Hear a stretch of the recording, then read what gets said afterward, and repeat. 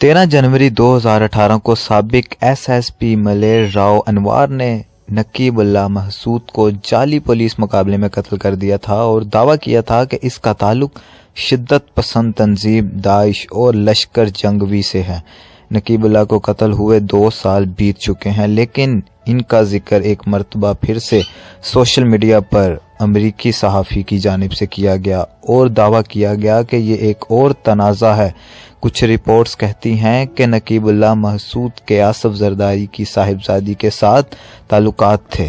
Social media पर इस मामले का आगाज पाकिस्तान के साबिक सदर आसिफ अली जरदारी की छोटी साहिबजादी आसफा भट्टो की ट्वीट से हुआ। इन्होंने पैगाम जारी करते हुए कहा कि पुरअमन एहतजाज कोई जुर्म नहीं है।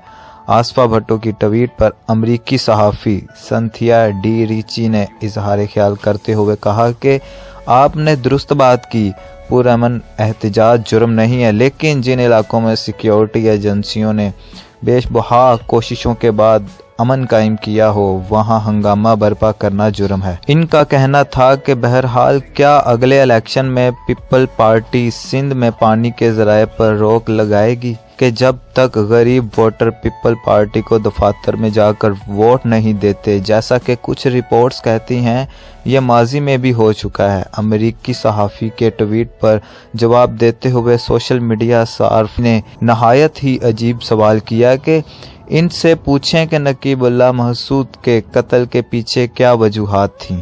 अमरीकी सहाफ़ी संथिया डी रिची ने एक मर्तबा फिर मैदान संभाला और जवाब देते हुए कहा कि हाँ, ये एक और तनाज़ा है।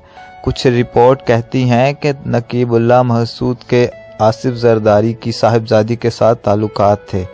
इनका अपने पैगाम में मजीद कहना था कि इसके बाद नतीजे को उलझाकर गलत सिमत दी गई और बिलाखिर रियासत को बदनाम करने की कोशिशें की गई। याद रहे कि मावराए अदालत कत्ल की खबरें सामने आने के बाद अदालत ने मकतूल नकीबुल्लाह के खिलाफ तमाम मुकदमात खारिज कर दिए थे और राव अनवार आज कल ओहदे से रिटायर्ड हो चुके हैं, जिन पर मावराए अदालत कत्ल का केस भी चल रहा है।